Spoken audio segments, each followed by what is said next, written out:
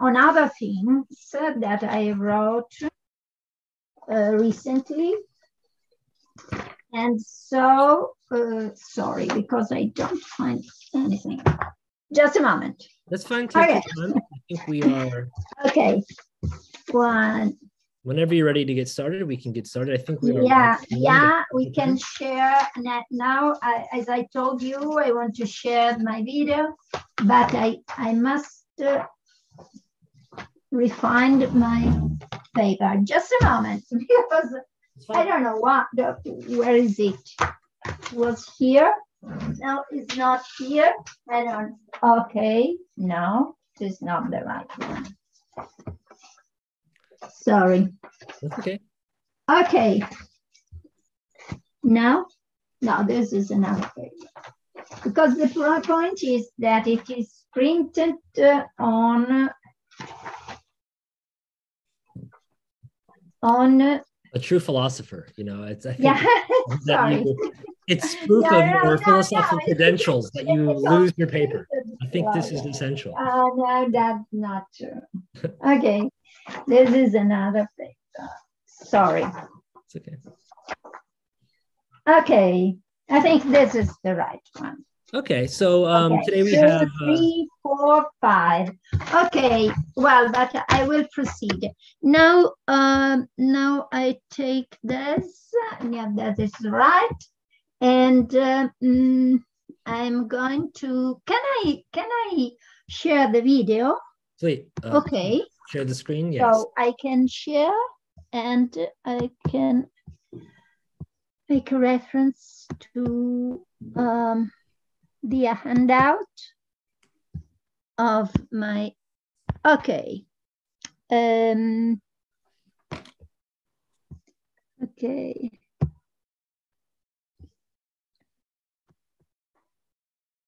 Okay, can you see it? Yes, we can. Okay, fine. But very small. Maybe it is small. Could you is it better? Yeah, it is better. It's better. Yeah. It is, okay. Is it better in this way? I hope so. Okay. Okay, as variously noted by... okay. Okay. Is everything okay? Can I begin? Yes, everything is good. Please begin, yeah. Frank. Thank you very much. Okay. As variously noted, a critical difference noted by Michela, J. Sibyl and Elena, I myself with Elena, and so on. A critical difference between Hegel and standard dialetheism regards the conjunction which joins contradictories in a true contradiction. For dialetheists, a true contradiction is a two-sentence or proposition or any other to bear, whose negation is true. So it is a true and false sentence and a true conjunction of two sentences, one of which is the negation of the other. For Hegel, instead, given some true P and not P, the two contradictories separated taken are untrue and unacceptable. So intended, a Hegel sympathetic view would meet a version of a conjunctive paraconsistency, whereby explosion does not work because simplification fails. P and not P does not prove P or not P separately. In my contribution, I try to find the reasons why such a largely Hegelian conception of inconsistency, of the reason of such a largely Hegelian conception of inconsistency, is I distinguish dialetheism, generally intended as the claim that there can be true contradiction, from Dialetheism, to be pronounced the D. Sorry, excuse me, Franca. Okay. We cannot see the rest of the handout. Okay, sorry. And can we interrupt you while you are reading or speaking in case we have questions? Maybe. Or is it? No, yeah, sure. If you feel this need, yes, you can. Okay. Stated that Dialetheism is generally intended as the thesis whereby there are true contradictions. Dialetheism is the claim that there can be true and false propositions, true conjunction of true contradictory sentences, and so on. Then I note that the preferability of Dialetheism without Dialetheists is fairly evident if one adopts a pre-analytical conception of philosophical logic, which slightly differs from the standard dialectic and which is the Hegelian conception. More specifically, the relevant difference regards the conception of philosophy and truth. Well, in fact, the conception of truth is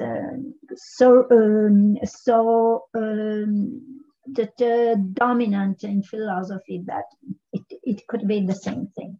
A plausible diagnosis is that Hegel and Hegel-inspired authors in general are faithful to the meaning of truth as aletheia, while dialetheists and contemporary logicians in general use truth in another way. The point is to state what, in the notion of aletheia, commits us to accept a form of dialetheism without dialetheias. Well, my answer is here very quite, I would say, quite simple. The ancient aletheia is marked by an unrestricted and intolerant use of alethic exclusion. If P is true, then not P must be untrue. While the dialetheic approach to contradiction is more liberal. The truth of P does not always exclude the truth of not P. Well, the questioner was Hegel an alethic exclusionist. Was he right? If he were, in the first section, I will say something about why I believe that a joint consideration of Hegel and dialetheism, more than a comparison between them, is especially important nowadays. In the second section, I would say the first section is the framework. In the second section, I specify the notion of dialetheism. In the third, I briefly consider the Hegelian dialectic non-dialetheic position and why Hegel adopted it. Finally, I reconsider some reasons in favor of dialetheism without dialetheias. Well, why Hegel and dialetheism? Sorry. Okay. Do not read, please.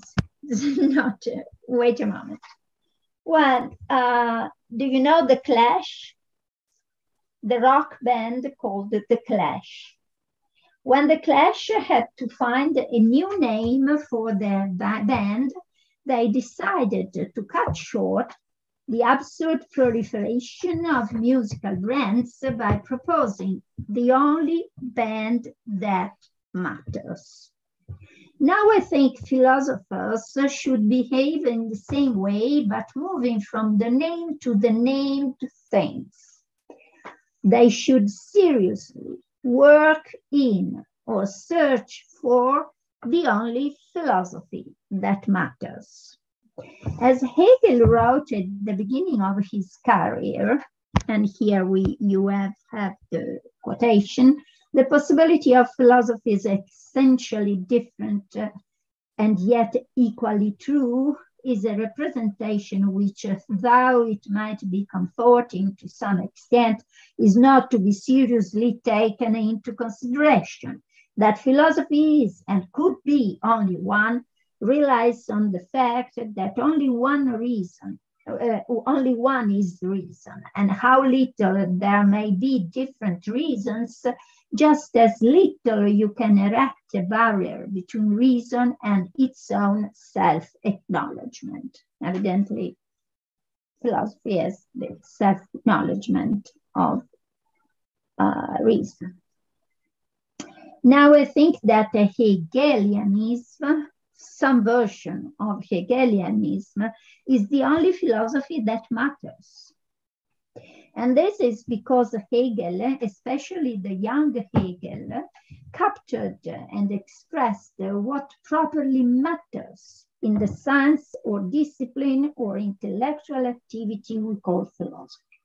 It is the only philosophy that matters because it tells us why philosophy matters.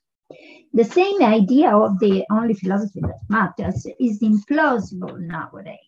The misconceived liberalism of the many philosophies is the metaphilosophical mainstream, but it is more than a general liberal tendency.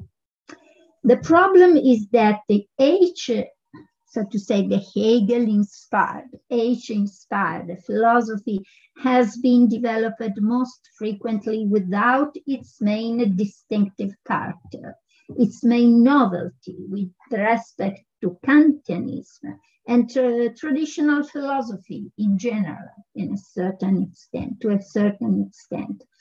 And this distinctive character was its logic, dialectics as the logic of philosophy or of philosophical truth.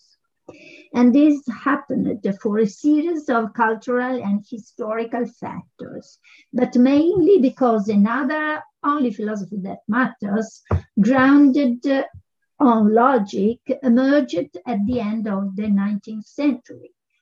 It was the logical conception of philosophy modeled on the formal semantics launched by Frege and Russell and subsequently developed, also critically by the so-called analytical tradition. Well, it is not the case of speaking of the difference between analytical and continental philosophy.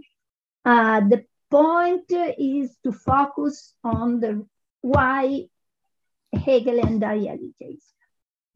Well, the crucial element of the only philosophy that matters, inspired by Hegel, was the necessity and hence the truth of contradictions. The divergency between the two logics submerged into the old and unfinished dispute about the plausibility, acceptability, truth of contradictions. Dialetheism, and more in general, the development of the H-inspired logic of contradiction, which began in Australia, Elena wrote about this, has been, as far as I know, the only opportunity for saving the absoluteness of philosophy, so avoiding our uncertainty and uncertainties and doubts about the effective value of what we are doing when we do philosophy according to an Hegel-inspired logic. This is why I think that the joint consideration of what I call continental logic, that is the Hegelian and post-Hegelian dialectics and dialetheism, is extremely important nowadays. This paper obviously is not about the absoluteness of philosophy. It is not about Hegel's dialectics.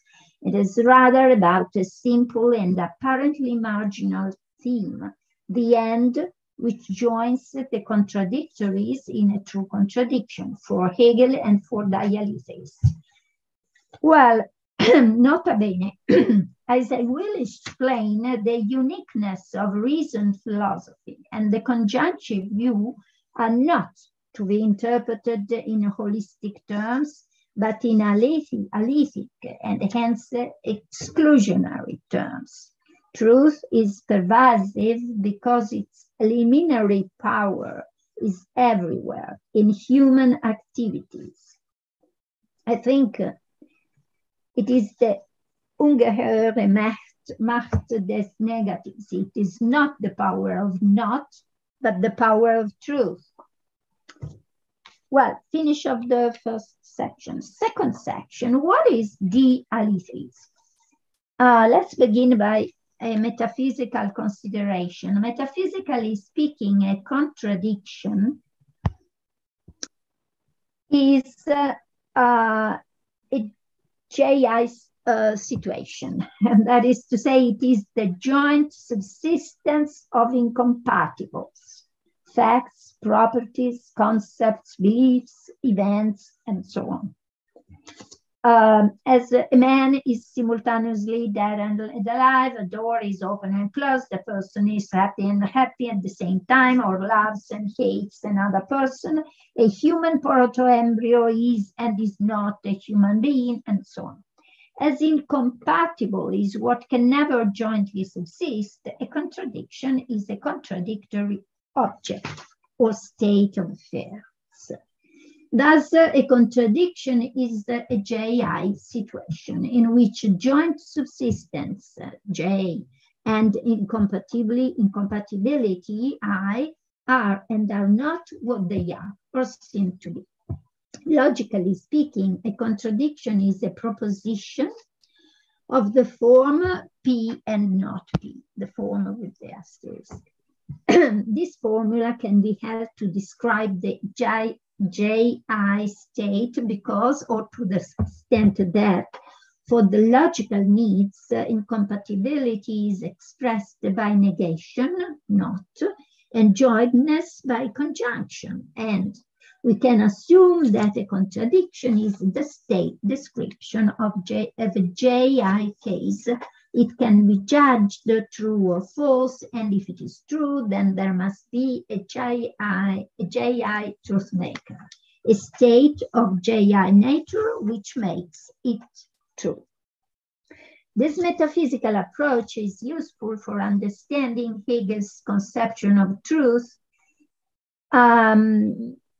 simply because it was clearly performed by the peculiar attitude of traditional philosophy, which typically used metaphysical considerations as justifying reasons for logical choices. So you must have states of affair which justify your choices in logic. Dialetheism is the most authoritative theory of true contradictions nowadays, and it is generally characterized as the claim that there are some true contradictions.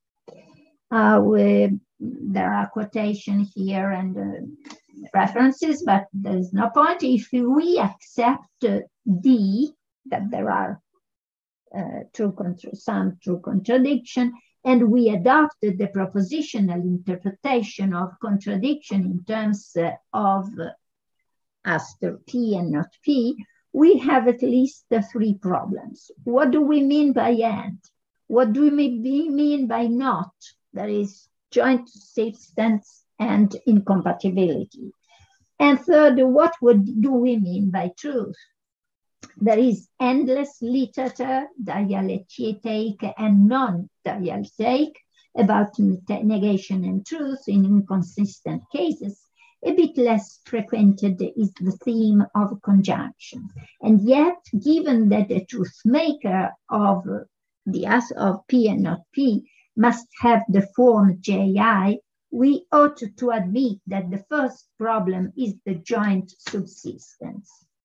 In practice, we assume that the question, how do we ground, explain, and justify, that is the meaning of grounding, Kantian intended, the fact that we have true contradiction is it to be interpreted in terms of what is the meaning of and joints, In practice, we assume that the question, how we justify the fact that we have a true contradiction, is to be interpreted in terms of what's the meaning of the end, which joins contradiction, the contradictory. Is it a normal end? Well,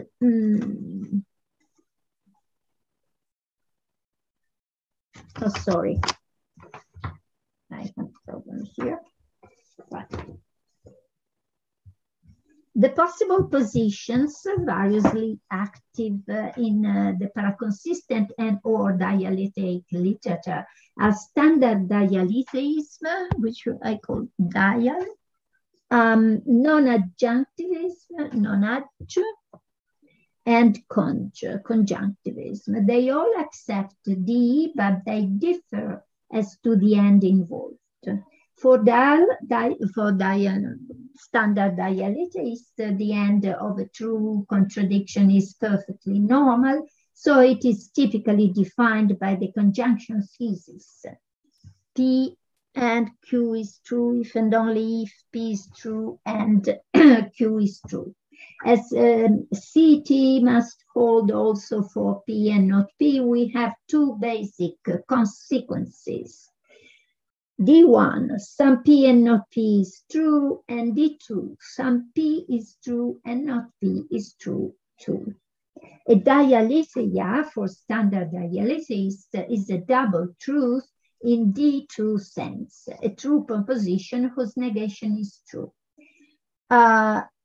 Again, dialetheism has the merit of preserving conjunction and negation, as falsity is also normally intended as the truth of negation. A dialetheia is a true and false proposition. Dialectic logic, LP and FTE, admit of truth value class. The value both true and false works as respectively a third or fourth value besides truth and false. The other two positions can be described as accepting D but rejecting one of the other two theses. Non-adjunctivists accept D2 but reject D1. The acceptance of D1 does not imply D2. Well, note that both non-adjunctivism and conjunctivism rejected the unrestricted application of the conjunction thesis in case of true contradiction. Non-adjunctivism does not accept the right to left direction of the conjunction thesis, so that when it comes to a joint consubsistence of contradictories, the logical rule called a junction or end introduction doesn't work.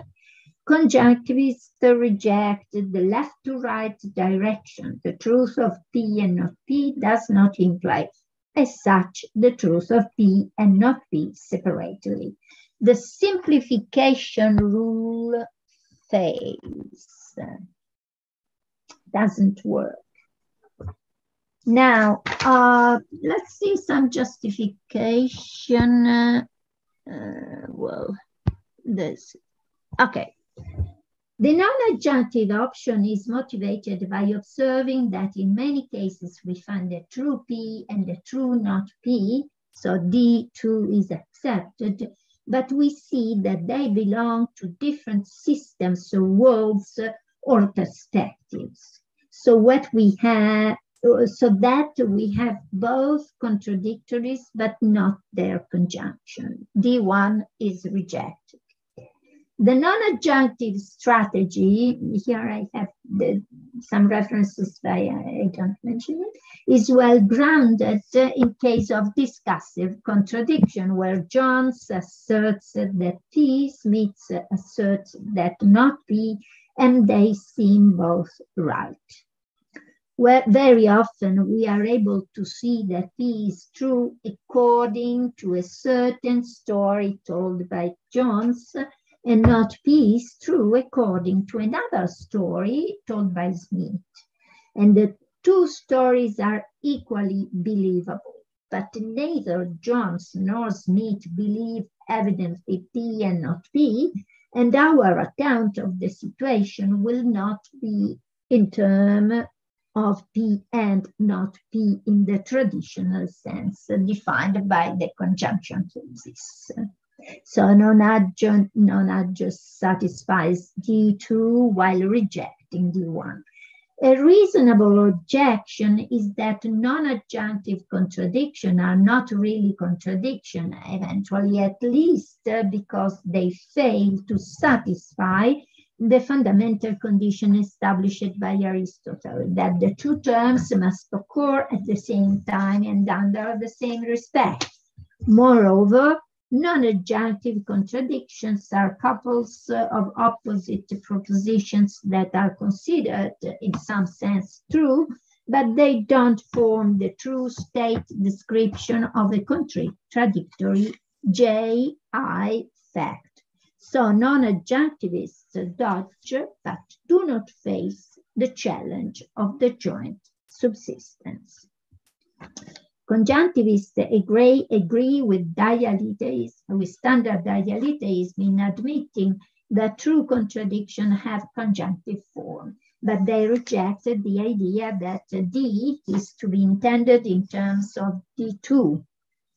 In practice, the basic conjunctivist view can be characterized by two simple theses.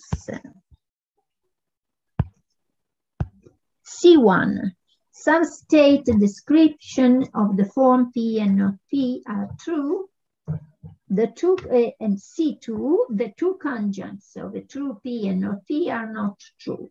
They correspond respectively to D1 and the rejection of D2. C1 expresses the commitment to a strong form of paraconsistency, whereby accepting a contradiction means to accept that there are contradictory truth makers. Evidently, some means not all. C2 expresses the rejection of D2 and hence the distance of Conj from standard dialysis. Clearly, that the two terms of a contradiction are to be said untrue implies that the rule of simplification fails. When you get P and not P, you cannot infer that thereby P or not P are separately true. To use an expression introduced by Mears in 2012 for specifying the notion of fusion in relevance logic, one may suggest that the conjunctive and works as a binding operator. It closely connects the conjuncts so that they cannot be furtherly separated.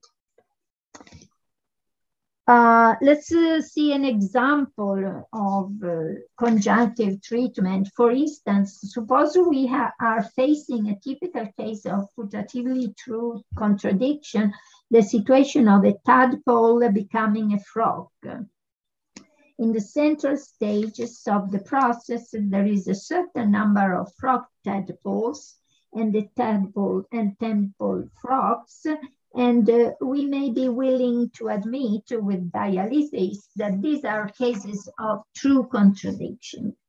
There is the J-I situation which works as a truth maker for P and not P. But very likely we will be unwilling to admit that the sample lambda in the central phase is a tadpole, nor will be willing to accept it is a frog. The description in terms of frog tadpole makes sense, but the two conjuncts, lambda is a tadpole and lambda is a frog, are unacceptable.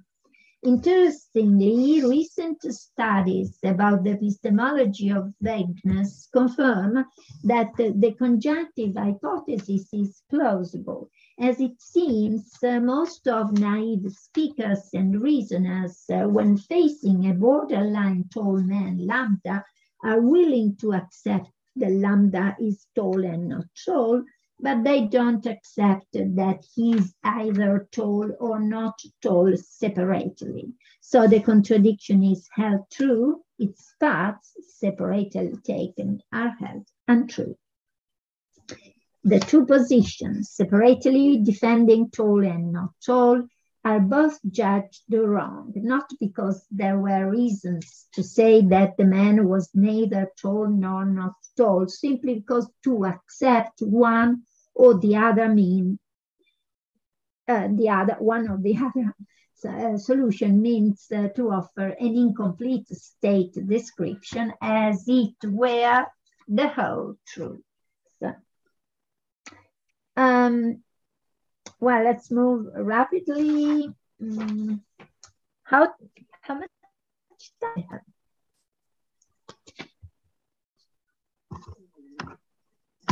have? There is still time to go to a Hegel and say something. Yeah. Yes, you have okay. Talk as long as you do.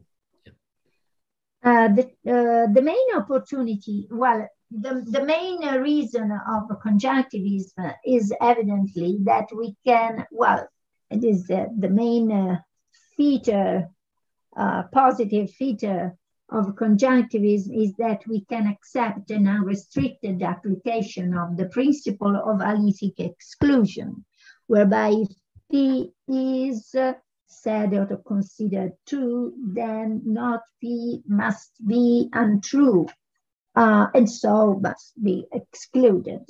Clearly, if alethic exclusion holds unrestrictedly, that the hypothesis of that D2 doesn't hold.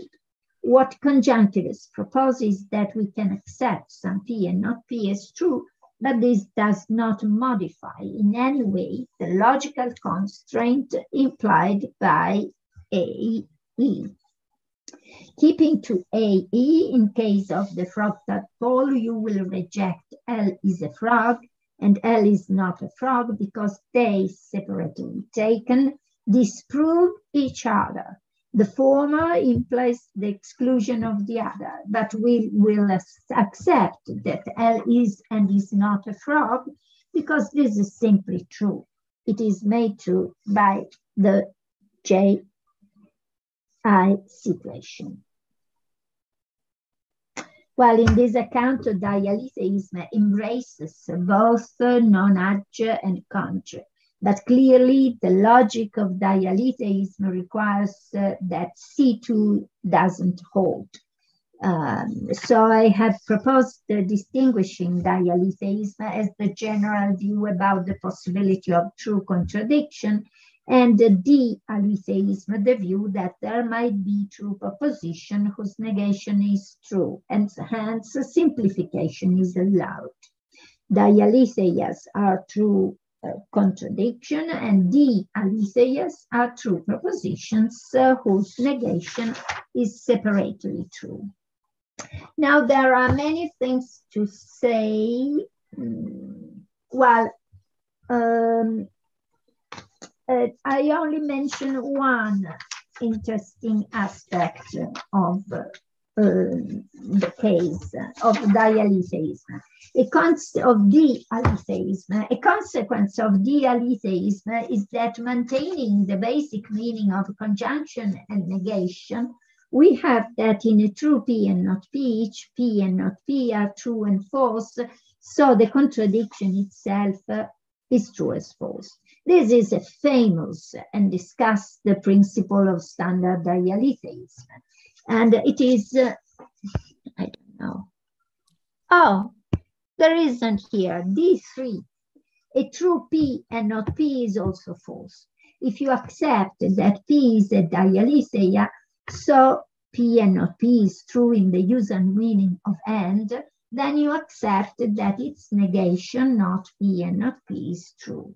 There is a quotation. An interesting consequence of this view is that for dialetheism, the negation of P and not P will hold for any P, for simple non-contradictory sentences, as well as for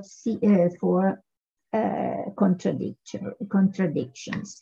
The basic formula of the law of non-contradiction, that is, it is not the case that P and not P is preserved. So dialetheism restricts but doesn't eliminate L and C, rather it accepts it unrestrictedly. at least in its syntactic form. But in fact, almost any version of law of non-contradiction is preserved.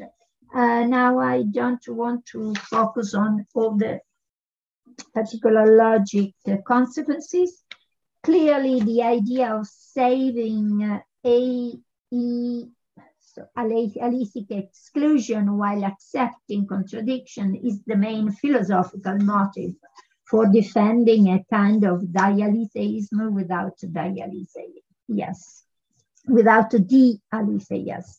The costs implied by renouncing the left-to-right direction of the Conjoined thesis in case of contradiction seem negligible, faced to the opportunity of preserving exclusion, which is considered one of the capital principles of epistemology and is so deeply entrenched in the traditional notion of philosophy, logic, and truth that it is hard to believe we can renounce it. I think that D3 and dialetheism and standard dialetheism in general is faithful to the development of logic, to the non-alethic development of logic in modern time. It is namely at this point and in this respect that, in my view, Hegel's justification of the Einheit or the Vereinigung as Einheit of opposites become interesting, because the capital question is, what kind of philosophy and truth and logic are we speaking about? Is it still the notion of philosophy which orientates our studies in philosophical logic?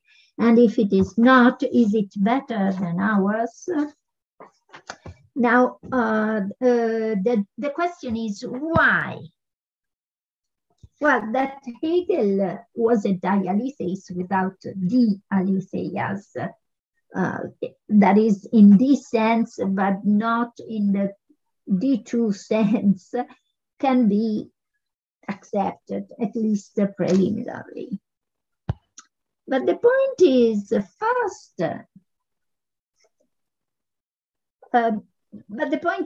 why? Okay. The idea of conjunction as a unity of contradictories is confirmed almost everywhere in his work. Not only that, the idea is ubiquitous in the Hegelian legacy, and H-conjunctivism has been crucial for all continental authors who have been interested in Hegel's logic. For instance, it was approved of by Marcuse, partially rejected by Adorno, definitely criticized by Deleuze. Also, Croce's conception of logic was informed by the idea of clarifying and modifying the Hegelian conjunctive view. That he was a supporter of D1 without D2 in terms of C1 plus C2 is a bit more arguable. Oh, let's move to, okay. In fact, as we have showed, Elena and I showed in our paper about Hegel's interpretation of the liar paradox, Hegel seems to move in this direction, specifically with regard in his treatment of Megarian paradoxes. Megarian's dialectical arguments are interpreted by him as cases of two gaps, two untrue assertion or statements whose joint consideration is true. So two gaps, C2, for one glatt, C1, two not, C2, for one yes, C1. Go. Okay. Two not for one yes. Clearly, Hegel's logic is informed by the dialogical style of traditional logic, but the translation in our monologic logic is not so difficult. We have proposed a reading of Hegel's liar by applying an assertion-sensitive semantics, so that the conjunctivist interpretation seems justified. But the point for now is to reflect, for our concern, is to reflect on the justification of the two gaps, one glut idea. And if it is really what we want as supporter of D in some version. Adorno, in the Negative Dialectics, once said that Hegel had an arithmetic and hence a wrong conception of dialectic, mechanic. He ridiculed his dialectics of minus multiplied minus is plus. But maybe this is the simplest and most interesting even of Hegel's logic. If anything, Hegel's not plus not is yes accomplished an extraordinary journey in his work, from logic to history and to religion, art, culture, science, politics, society, law. But why the final yes? Why the simple truth? In fact, Adorno was at least partially right. The reiteration of truth and falsity postulated by D3, the third principle of standard dialetheism, seems to a certain extent to tell the truth about contradiction and about how contradiction behave in our thought. As we know, Hegel had an answer against this. So the question is, why was Hegel conjunctivist? There is no need to give here textual evidence because there is a lot of textual evidence in Michela, Elena, Bill and Elena papers and so on, and in Elena's and sparsely also in some also in 2013 Priest's paper about presented at the conference on logic and politics. I only want to present some points which can highlight why ultimately Hegel was a dialetheist without a dialetheist. Dialetheist. Remember the framework. My aim is to show that he had fundamentally a metaphilosophical concern. Hegel's basic ideas were that the conjunctivist conception is the mark of a specifically philosophical approach to contradictions, and it is the only true, efficacious, rational, but actually practiced solution of those intellectual conflicts we call paradoxes or antinomies. The two motivations are one and the same, because for Hegel and for Kant, the antinomies of reason are conflicts concerning foundations, and philosophy is namely for Hegel as well as for Kant the Aristotelian science of foundation, of the grounding first principles. Not only that, these conflicts are the same reasons why a similar science exists.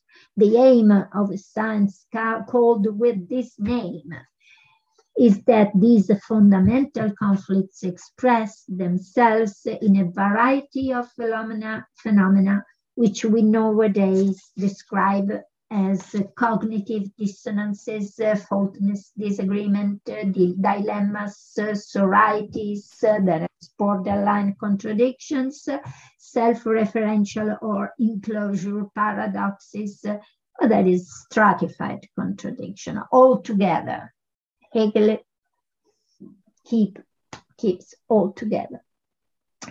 The first passage I want to mention is taken from the unpublished writings of Vienna, which are generally interesting for understanding the German reasons of the system that Hegel was going to construct. He famously wrote to Schelling, the youthful ideal has turned into the system. Well, the clear knowledge whereby such a being for itself of the distincts annihilates itself succumbs to the habit of common knowledge, which substantiates the opposites and gives them thereby the appearance of a particular being existent for itself. Here the theme is the old Hegelian flagship, the distinction between the philosophical and the non-philosophical conception of knowledge and truth. Philosophers,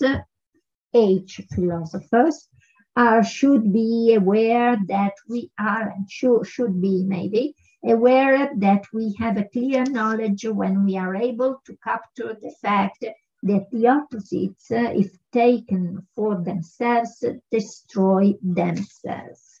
Instead, non-philosophical knowers substantiate the opposites, and so they annihilate this unity, positing the isolated givens that they are existent for themselves. Why is the reification separation strategy wrong?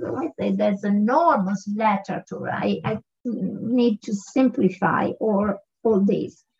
The first evident, well-known answer is that they do not give a complete account of the situation. But why a complete account of the situation is an incomplete account is wrong? We may mention many cases in which partiality is simply true. The second partial true is simply true. The second answer is what Hegel specifies immediately after. Common thought posits the certainty as the knowledge of this being for itself, but bounds it to the abstract form of the abstract being for itself to such a point that it ends to separate from this being the knowledge of this being, and then in the same way again splits in itself also this certain and known, as if there were an enormous amount of these certainties. The effect of reified, objectified certainties for themselves is explosive, because in the same way the certainty again splits in itself, and we behave as if there were an enormous amount of these certainties. In practice, the separate substantiation of the opposite is a source of explosion, of a different kind with respect to the old irrelevant ex contradictione quodlibet. It is a cause of uncontrollable and uncontrolled redundancy. These do not finish. There is a proliferation of certainties. We would say a proliferation of opinions, pretended truth. The second passage is more famous. It is Hegel's presentation of Kant's theory of the antinomies and paralogism of pure reason in the Vorlesungen on the history of philosophy.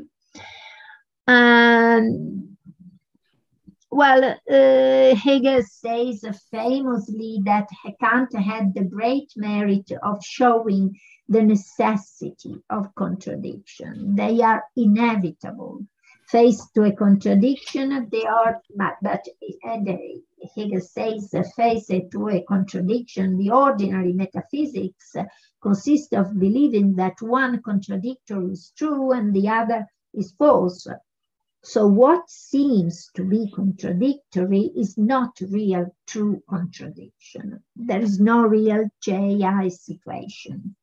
So Kant accomplishes a step forward with respect to the old metaphysicians. But Kant was not aware of the revolutionary implication of his idea, that is, the necessity of contradiction. Because Kant gave the solution of transcendental idealism.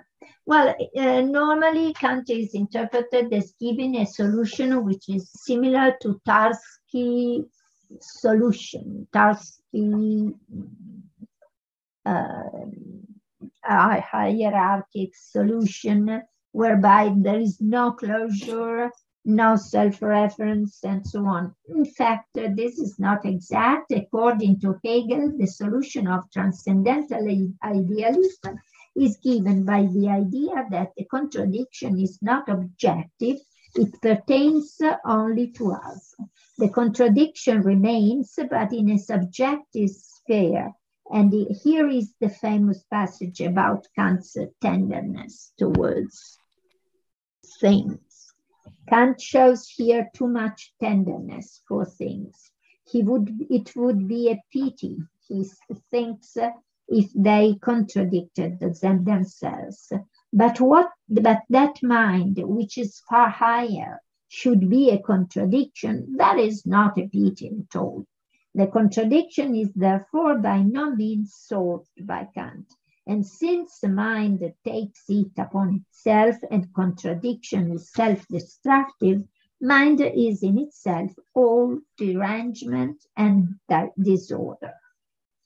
In this way, Kant moves against his own interest. The perfect edifice of pure reason located in human mind becomes derangement and disorder. It is at this point that, as usual, the Hegelian conjunctivism appears. The true solution would be found in the statement that the categories have no truth in themselves, nor has the inconditionate of reason truth, but only and exclusively the concrete unity of them has truth. Okay.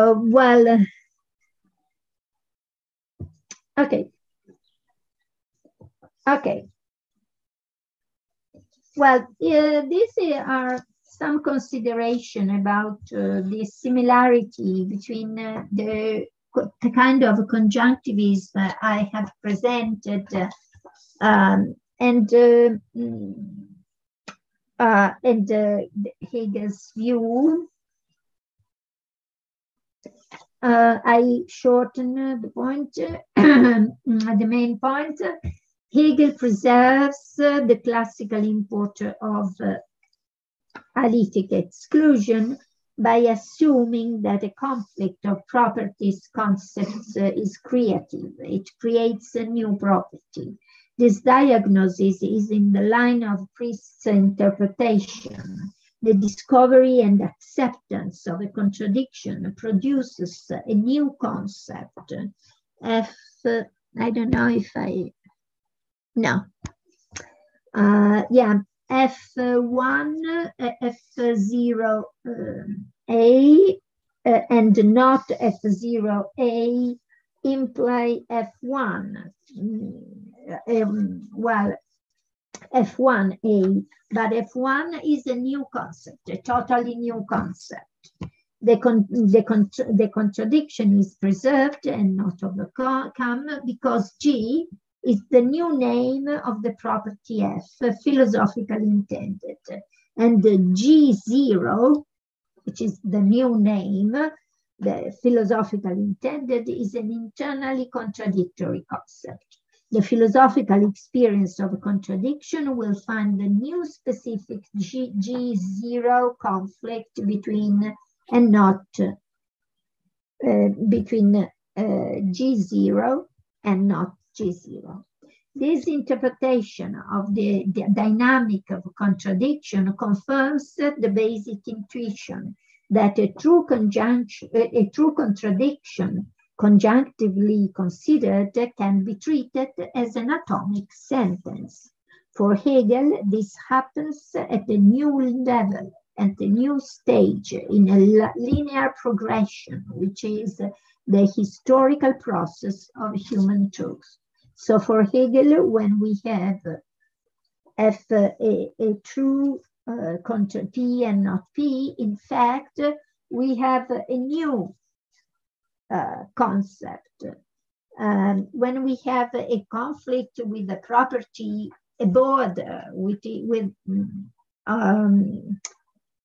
the border of a property, and the simultaneous being P and not P of a certain object, we have a new property which will be called in another way, and this new way will produce another contradiction.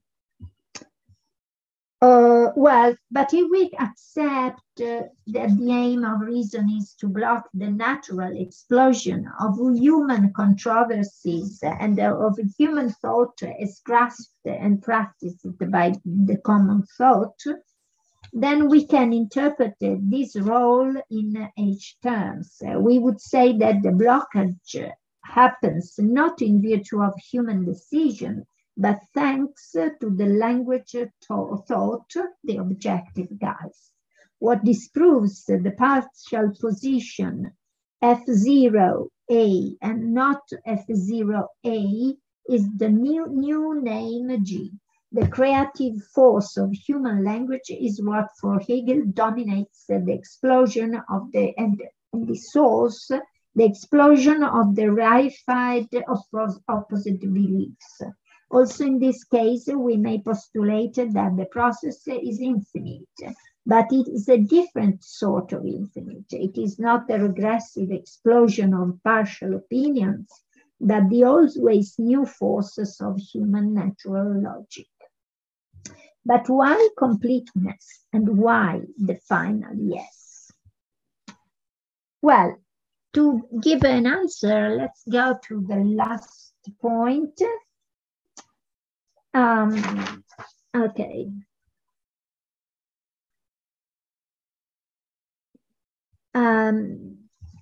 Dialetheism has been frequently discussed because it implies some diminishing or restriction of the logical and epistemic role of AE.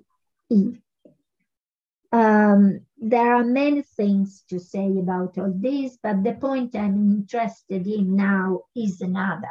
Okay, the decision, and it is this, the decision to call a perspective in philosophical logic using the word aletheia is historically interesting, as it may imply some commitment to the ancient notion. Is the dialectic T-theory, truth theory, adaptable to what was meant by using toalethests, say instead of etheos or pistos, saphes, aplus, or other similar notion in Greek language? As suggested, the point is that aletheia became the philosophical noun, typically used by philosophers. As suggested, the capital difference between Hegel and standard dialetheism can be found in that Hegel was more or less openly faithful to the ancient meaning, while dialetheists and contemporary logicians in general intend by true a property predicate, which is not the old aletheist, but it's rather similar to verum, or subsistent, or confirmed, or proved, or assertable, or other notions of the same semantic area. Well, I leave aside all the discourses about the different conception of truth in dialetheism. Let's consider only this fact. The three positions, standard dialetheism, non-adjunctivism, and conjunctivism, are more or less tributary to three different ways of conceiving the concept of truth. In the non-adjunctive interpretation, the two sentences are said true as far as believed, accepted by some speaker or thinker with respect to some needs or principles or story, or as separately subsisting in some possible world. which is not the actual world, or proved in separated systems. So we have two consequences. First, the truth we are speaking about is not objective, universal truth. Second, its reference is not to the actual world. P and not P are not true with reference to how things actually stand here and now. So the non-adjunctive truth fails in respecting two aspects of the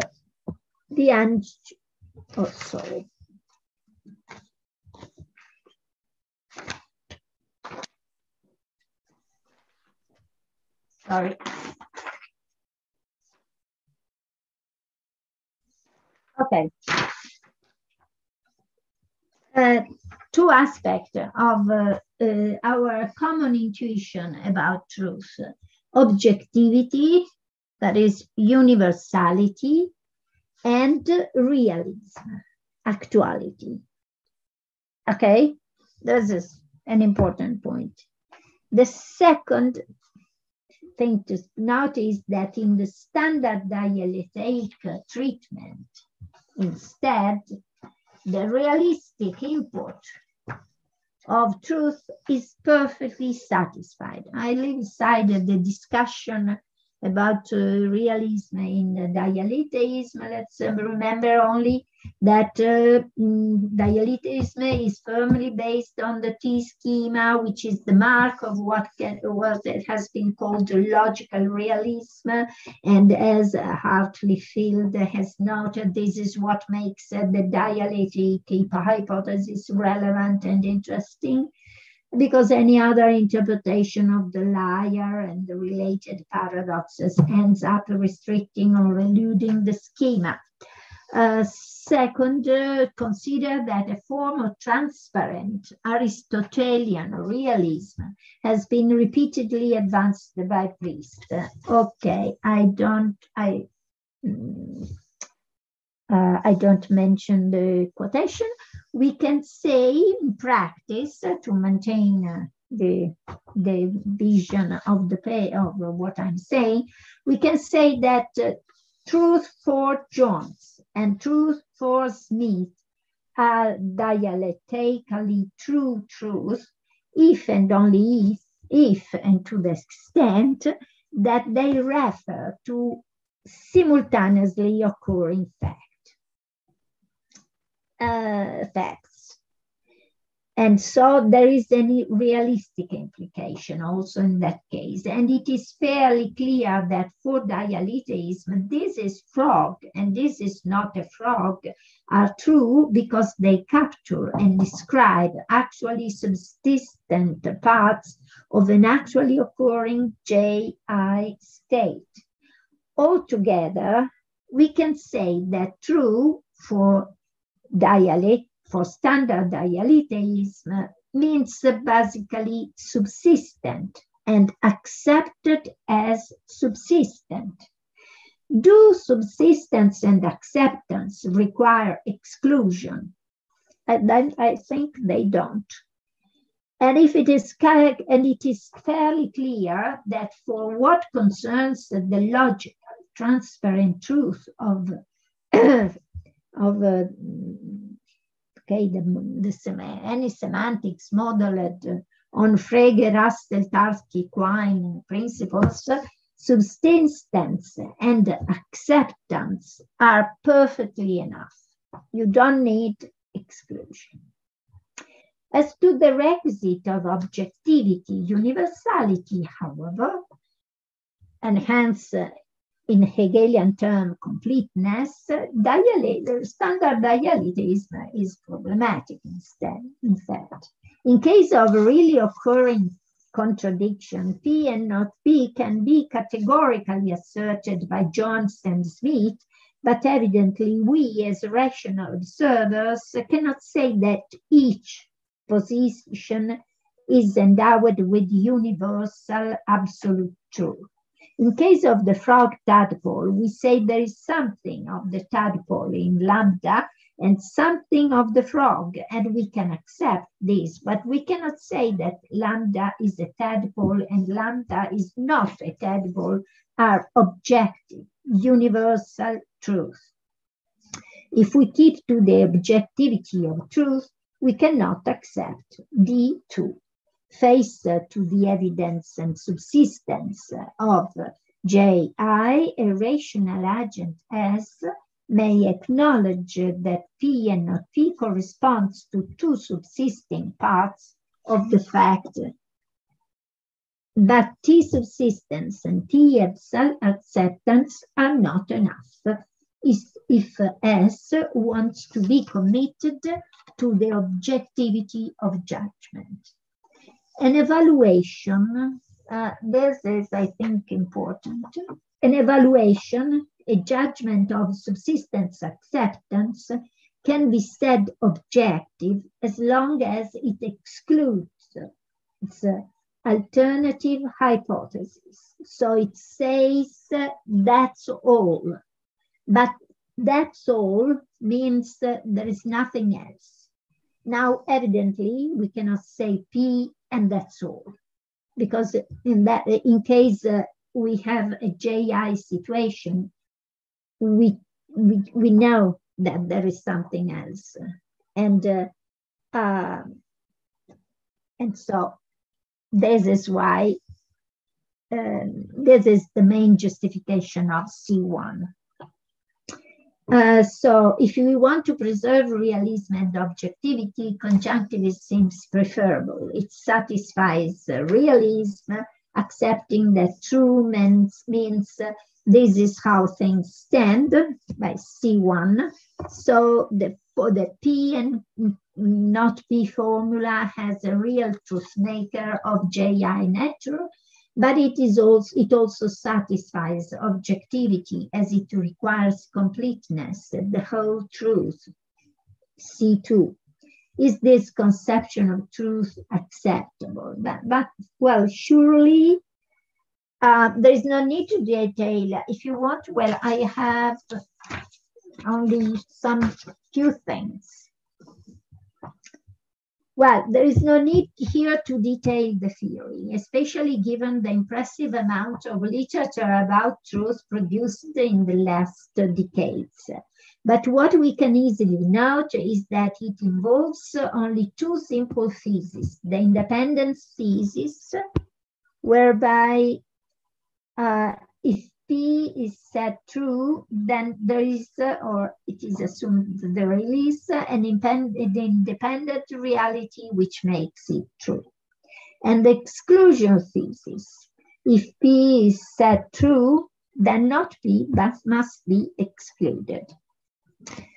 The former intends to satisfy the feature of realism in terms of the truth maker principle. The latter instantiates the exclusion principle, whose logical, well, which is not the so-called Frege-Jic principle. It is the principle of alethic exclusion, whose logical version is alethic exclusion, but also the law of non-contradiction in terms of the exclusion, the modal alethic exclusion of contradiction. Okay, there cannot be any true P whose negation is true. The combination of the two theses is implicit in the ancient meaning of truth as aletheia, a meaning which has been launched at the dawn of philosophy and has remained substantially unvaried at last until the late 19th century. Dialetheists, as stated by Plato and Aristotle, is simply the logos which says how things stand. Taonta legeios estin, Plato, Cratylus, 385 C. But it is aletheist, non-conceived, because its aim is to dismantle and reject falsities. So both realism and dialectic exclusion are given in the same use and circulation of the word aletheia. The exclusion thesis is not strictly implied by our manifold uses of truth, but is surely postulated by the ancient and traditional notion of aletheia from Parmenides onward. The enmity between the notion of truth and the notion of contradiction can be traced back to the fact that the aletheia postulates alethic exclusion, which is clearly avoided if we speak of Dialetheists, true P whose negation is true. But notably, the enmity survives only if you assume that true contradiction have Dialetheic form. On the contrary, the acceptance of true P and not P whose conjuncts are inseparable is perfectly in the line of the ancient notion. We acknowledge that there is a contradiction, truth as subsistence. We accept this evidence, truth as acceptance, and we are prompt to assume it in our reason, excluding the opposite. Truth as exclusion of the opposite. Our true contradiction will be exactly and intolerantly and absolutely true. Its negation is, it is not the case that P and not P will be definitely false and unacceptable. Well, what I only want to finish by specifying Okay. What we call exclusion here is the epistemic feature which in principle expresses the objectivity, universality of what we accept as subsisting or evident.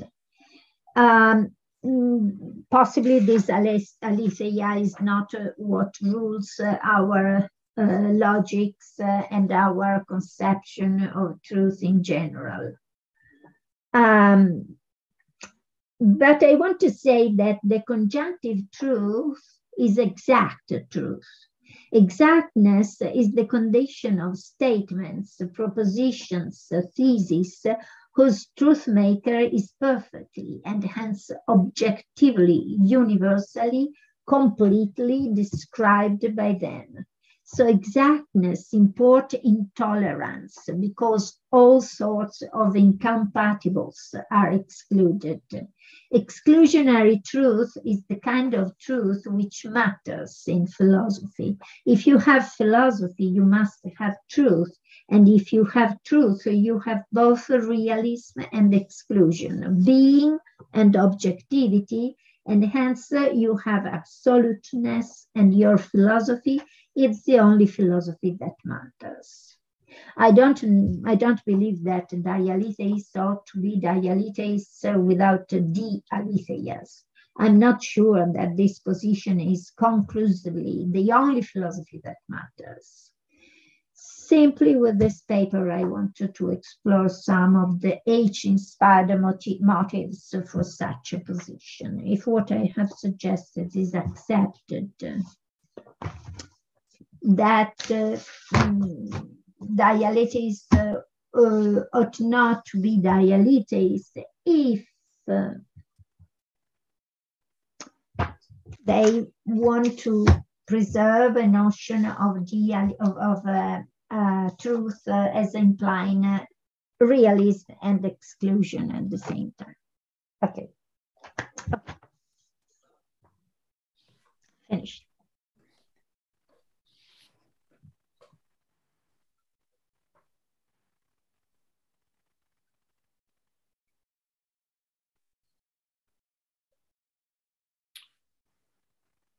Greg, do you want me to chair the discussion? Yeah. I want to, I ask you, please, if there is time for the discussion and if you have to, and if you ask questions, please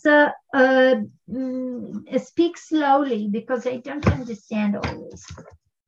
Yes, Graham, please share the discussion if that's per usual, if that's okay with you. Okay. So Franca, can you take your slides down, please? You can put them back up if we need them. What? Can you? Can you take your slides down? Can I? Di togliere il tuo... Okay. Ci vediamo, riusciamo a vederci. Okay. Sorry, I don't hear. There is I don't know what is English for rimbombo. Elena, what is English for rimbombo? I don't know that. Well, when you speak, I hear twice. Okay. Echo. Okay, echo, something like echo. It's not exactly an echo, but something. Okay, so well, there is no sharing. Okay.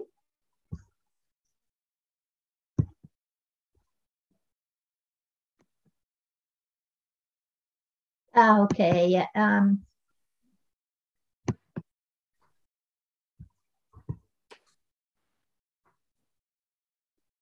I don't understand. I cannot say. There is no.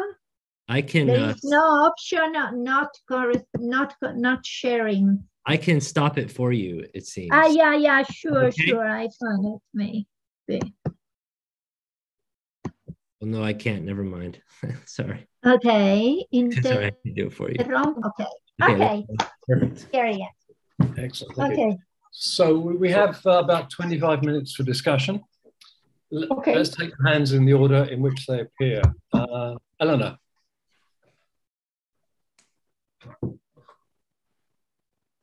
Okay, thank you very much for this very inspiring talk. For me, it is really inspiring. And what I'm interested in is one point that concern the exclusionary character of Hegelian truth. So, is it what you said at the very beginning of the talk was that the exclusionary aspect of Hegel's dialectics is, in a way, what distinguishes it from dialetheism, or from what you call Dialetheism. So yeah. you say Dialetheism is not exclusionary. Hegel's dialectics could be interpreted as a kind of dialetheism, which is what you call conjunctivism, which is, among other things, a perspective that keeps the exclusionary aspect of truth, which in a way in traditional standard dialetheism or dialetheism gets lost. And what you say about exclusion in dialectics is it is not the power of not, but it is the power of truth. Well, and this is not you what say, or you say you say sorry I misquoted your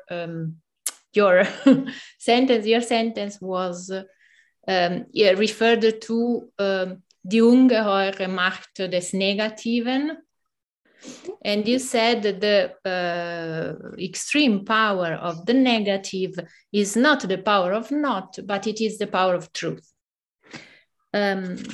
And which is, I think it's very, very, very interesting, very well, very nicely put. And what I wanted to ask is, and then you referred to the new name as something that the new name that we have in a dialectical triad. We have, for example, as formalized by Graham Priest in his paper of 2013, and also in the in the talk he gave here in our seminar.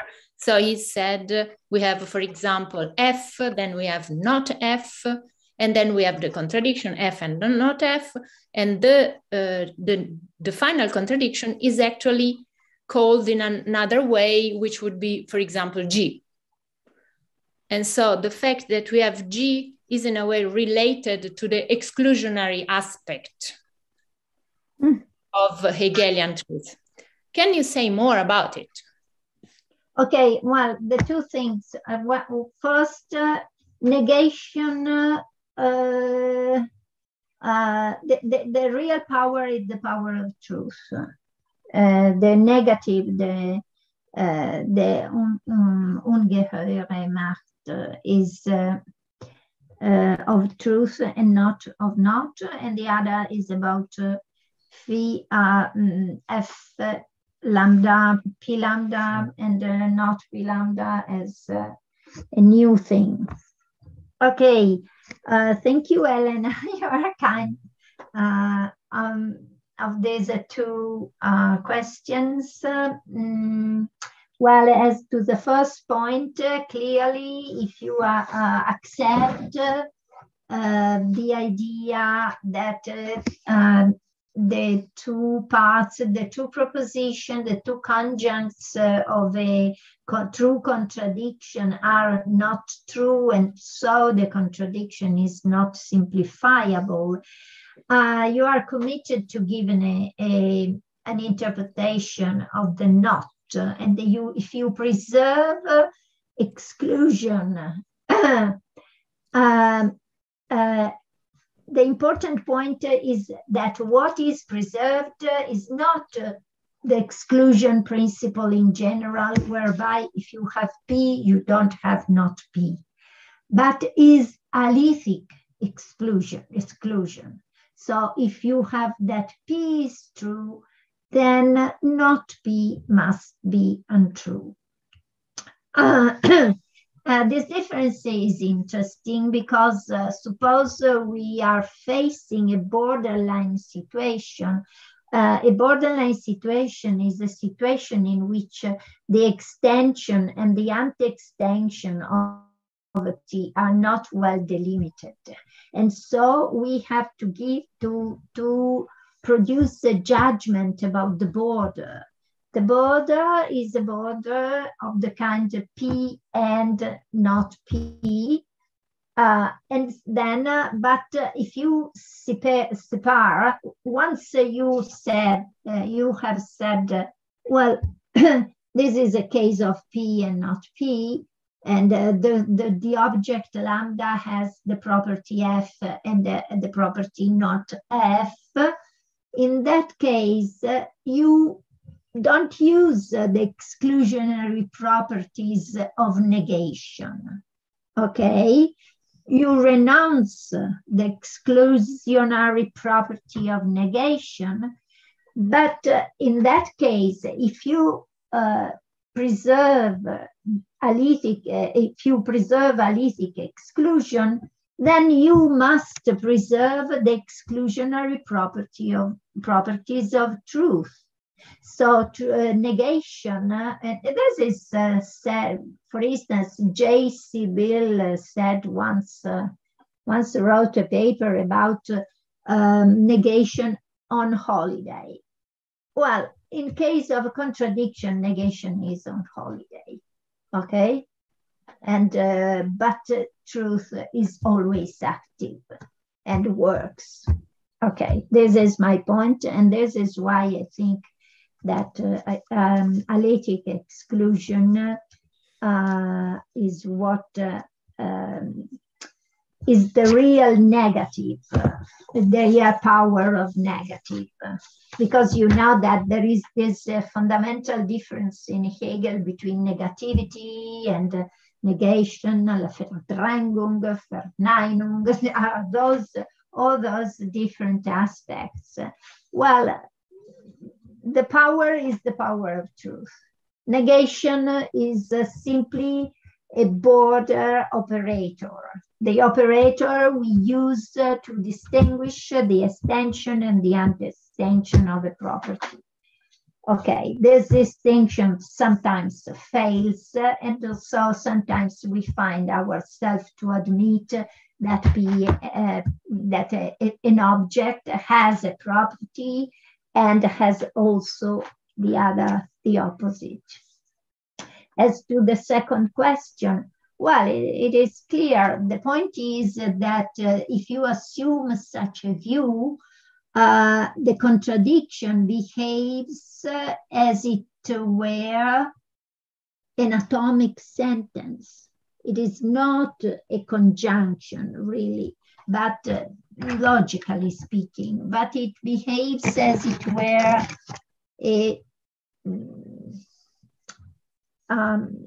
an atomic sentence, only one. The justification of this fact, while preserving the idea that the contradiction is always active, is well presented, in my view, by Graham's interpretation of the dialectics in terms of, because the point is that Hegel's dialectic is not propositional, is conceptual. This is not such a big difference, but because a conceptual incompatibility can be expressed propositionally. This is not so relevant, but at the end, what Hegel is interested in is the logic of concepts, and so the fact that we give names to concepts, and names are located in history and are part of the objective Geist, and so F1 and FA and F not A and not FA becomes a new property called G. It is a fact, a historical fact. It is not that the frog tadpole is a hybrid. Yes, sure, it is a hybrid, but the important point is that we have a new name, and so a new contradiction. Okay? Okay, thank you. Okay, Toby. Well, thanks a million for this talk. And I do have one question, because this is something that kept rather unclear to me, because to the end of the talk, you came to speak about realism and actualism, and it was not clear to me, or not 100% clear. Actualism, well, actualism means something different. Realism is referred to the actual word. But you take Hegel to be a realist, not an actualist, right? Yeah, no, actualism, well, it depends on what you mean by actualism, but actualism is meant to be, is used sometimes for David Lewis model realism, so it could be misleading. And no, I don't think, I think that Hegel was like any old traditional philosophers, an analytic realist. Okay, which is different. It's a realist as far as truth is concerned. Okay, when we speak of truth, we speak of things, how they stand. And this is the realism I'm speaking about. Okay, at the end, it is simply the independence thesis, or if you want, the idea that facts, states of affairs, are truth makers, okay, and are conceived as truth makers. Okay, this is the idea. I think that Hegel is a realist in this sense. He's an Aristotelian realist, because Aristotle thought that there are lots of different reality beings, kinds of beings. Okay. Tobias, is it enough for you? for this answer? Well, I think there is much more to be said on this, but there are more people on the list. Yeah, there is an enormous discussion about realism. Well, I wrote I think it's important to stress. I think it's important to stress the interplay of subjectivity and objectivity, and hence realism is one-sided. But this is a big debate, so I leave this for. You're right. You're right. I think that this is a problem of language. My point is that it is only a problem of language. The kind of truth expressed by the word aletheia is can be translated into the contemporary language as a sort of transparent, if you want, a transparent realism. The realism of the T-schema interpreted in Plato-Aristotelian sense, okay? Well, there are lots of discussion about the realistic interpretation of the T-schema, but clearly Tarski himself said it is an interpretation, as a disembodied version of the Aristotelian theory of truth. So, okay. Let's go on. I've got myself in the queue at this point. There's plenty of textual evidence that Hegel endorsed conjoined contradictions. I mean, you know, he says this quite frequently. Well, listen. What is the textual evidence that he didn't think that conjunction entailed its conjuncts? I guess I'm skeptical that he held that view. So can you give me textual evidence that he didn't think that a conjunction entailed its conjuncts? Well, many, so many that I have avoided mentioning. Okay, the one that I mentioned, well, I omitted the clearest and the simplest, which was the one we gave in our paper about Hegel's liar. But I also wrote a paper about Hegel's conception of paradoxes in general, so the varieties, and in which it is fairly clear this point. And well, he says he's always says that you cannot separate the conjuncts, and if you have a conjunction of contradictories. If you have a true contradiction, you cannot. So if you have P and not P, you cannot say that P is true. And you cannot say that P is not true, is untrue either. Cool. But you can say yes and no. Can you give me a bit of text, Franca? A text? Yeah. Yeah. Yeah. Do you have? Well. No, well, because, so Franca was quoting the passage on the Megarian Paradoxes in the lectures on the history of philosophy. And for example, Kant's interpretation, Hegel's interpretation of Kant's antinomies, and Hegel's, Hegel,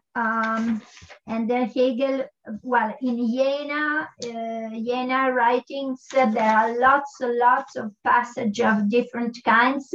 I mentioned the one which had more metaphilosophical implications, because I wanted to support the idea that his concern was metaphilosophical, but everywhere in Hegel's... I'm just interested in seeing the texts, because I suspect that they have other different interpretations. Okay, well, what I can say, it is that this topic is fundamental for the Hegelian legacy. It is fundamental, for instance, for interpreting for neo-Hegelianism all in the entire 20th century. And there's this basic idea. Well, but I can give you a lot of references. I will send you. Okay? Okay, thank you. Okay. All right, let's go on. Michaela. Thank you so much, Franca, for the stimulating talk. You gave me a lot of things to think.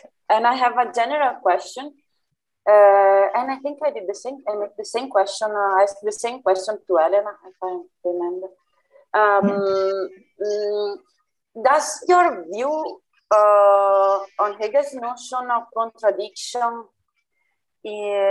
necessarily imply that the truth bearer are a proposition and truth maker are state of affairs?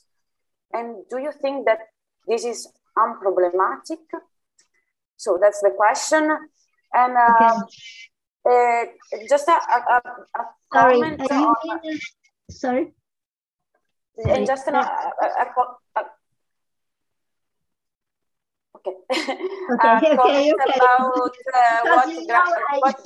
I hear double voice, and so sometimes I don't understand. But I think yeah.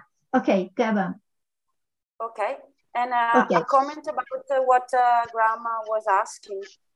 My impression is that there are some passages where Hegel discussed the simplification rule. And it seems for me always the difference between Wahrheit and Richtigkeit is crucial. Because, for example, there is a passage about finite and infinity, and I mentioned the two propositions. Finite and infinity are the same, and they are absolutely opposite, so they are not the same. And it clearly states that these two propositions are equally correct and incorrect. Each one separately considered. But this is he's referring to Richtigkeit. I agree with you and Elena when you say that the simplification rule is not valid with respect to Wahrheit. But I've been thinking about this a lot after reading your paper on the Dialetheism paradox. My impression is that the two separate conjuncts cannot be both true separately considered.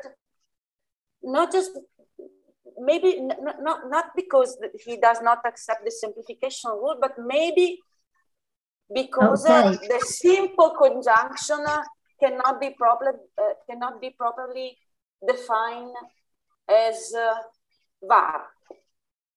Okay. Because you need to say something more than conjunction, you know, and this is because the conjunction contains a lot. Okay. Well, thank you, Michela. Thank you, Michela, for this specification. The important point, if you recall me the other question, but I only say something about this last point. The important thing is, I think, that it is not a question of Wahrheit and Richtigkeit, but it is the question, the underlying question, and my doubts. Possibly I wrote it, I don't remember, but maybe I said it. Hegel, the fact that Hegel was, so to say, a conjunctivist. So he didn't want that the two contradictory were separated. Okay, this does not specifically means that he endorsed a position so defined in terms of D1 but not D2, C1 but not C2. Conjunction, but not simplifiable. And this is because his logic is different. Well, for one thing, if your position is a position of conceptual logic. You have other kinds of regions. And so sometimes what he says is to be translated. The only place, the place in which it is unquestionable that this interpretation is correct, are the passages in which Hegel works on contradiction, on paradoxical contradictions. Because most often of the kind of the liar, of the kind of the Sorites, of the kind of borderline contradictions in that case, and also when he deals with apparently faultless disagreements. And that in this case, the hypothesis is very strong, it's very clear. He didn't want simplification. Okay. And so his idea of inseparability, of Einheit, of conjuncts, can be interpreted in terms of no simplification. Okay.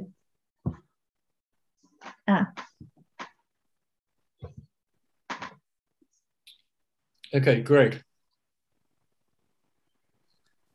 Sorry, Michela, maybe you had another question.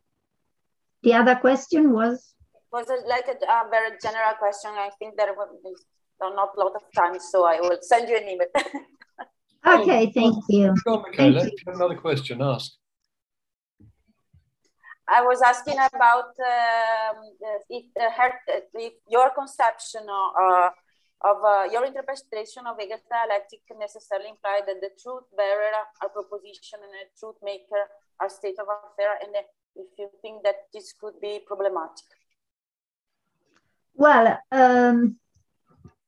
I don't find it problematic in no way, because the kind of, well, this is the question about Hegel's realism, okay?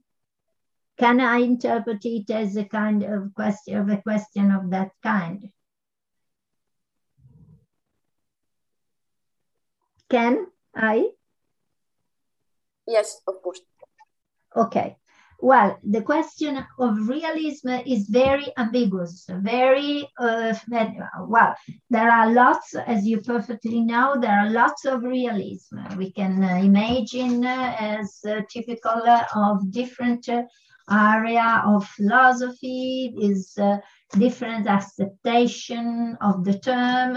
And an interesting point is that the term realism in medieval times didn't exist, because there is it was absolutely inconceivable, the idea that of metaphysical anti-realism. And so realism makes no sense. So we should always be very careful when we use this expression with reference to authors who maintained the tradition, because the transcendental turn, the movement launched by Kant,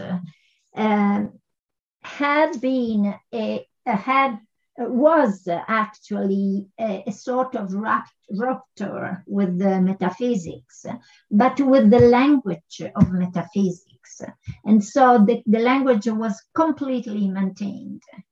And in particular, all the question of realism is to be interpreted as a critical version of the language of classical metaphysics. That was my point.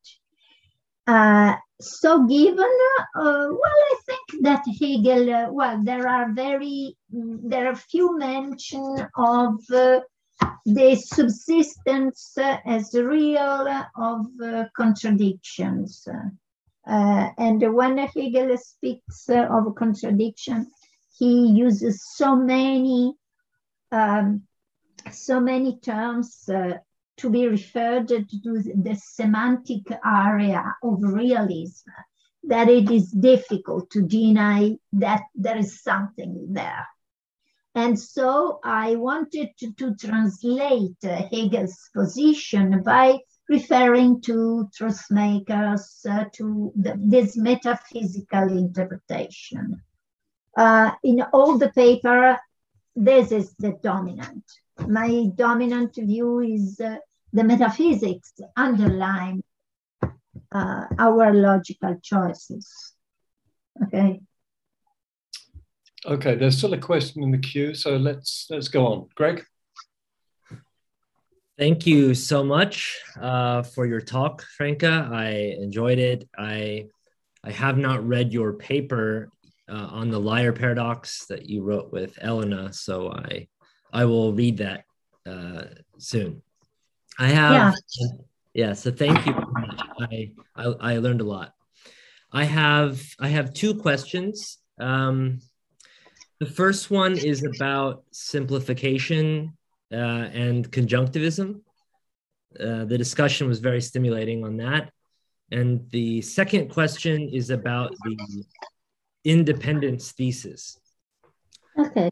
Okay, so the first question about simplification. I was thinking that Hegel will regularly say that, for example, the concept, to take an example, the concept is the whole and the element of the whole.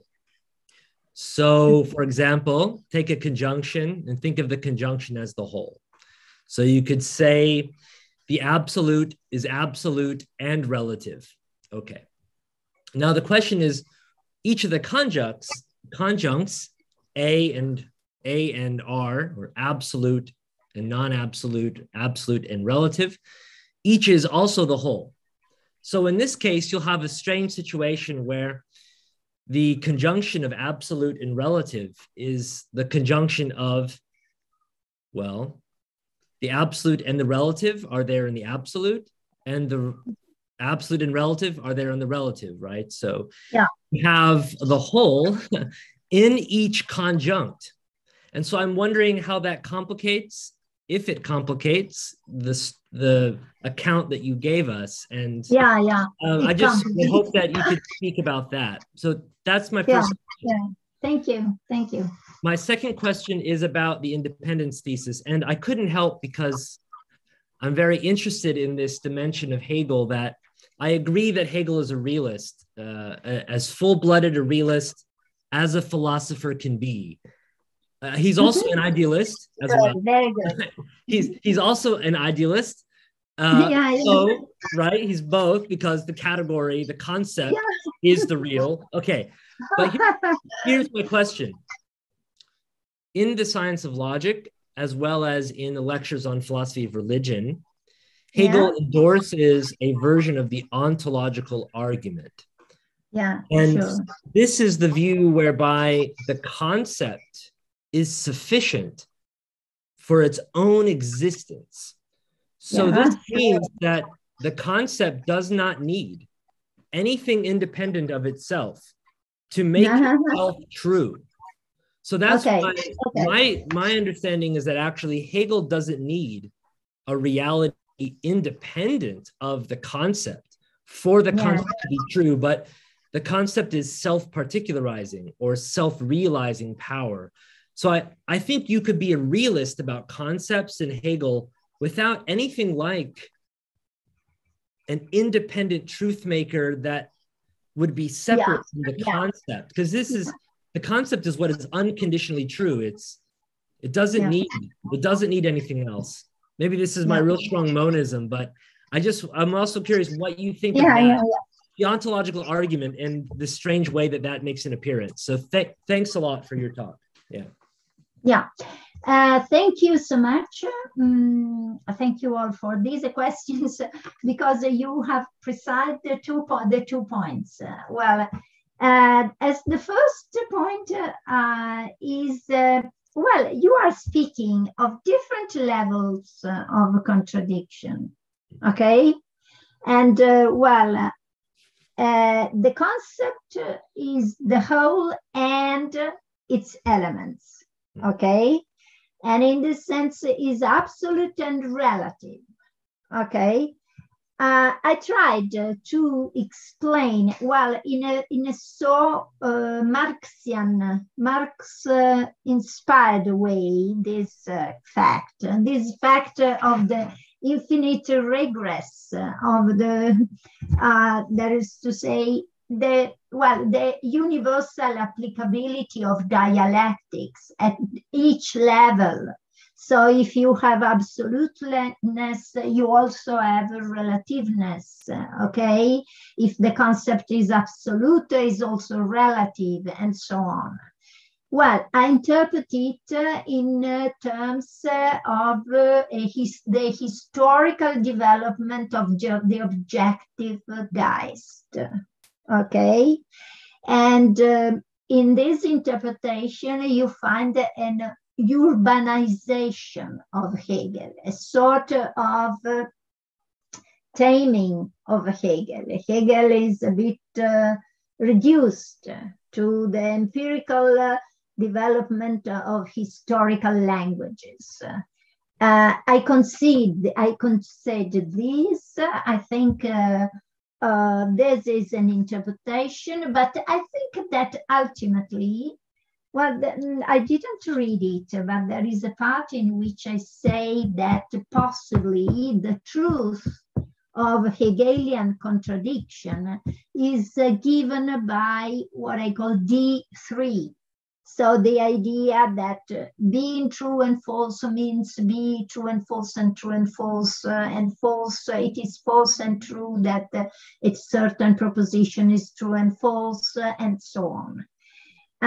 So I think that you can use, well, in the history of Hegelianism, your position, I find your position is similar to Adorno's negative dialectics, while my position is more Gadamer, is the interpretation of Gadamer's. But I am completely sure that there is this difference, okay? This does not change the basic idea that Hegel is a traditional philosopher as far as truth is concerned. This is my basic idea. Hegel is an Aristotelian philosopher as far as those fundamental concepts are concerned. As to the ontotheology, you mentioned the proof, the ontological proof, okay? As for, yeah, sure, concepts are just self-justifying, and especially ontotheological concepts are concepts that imply immediately their own existence.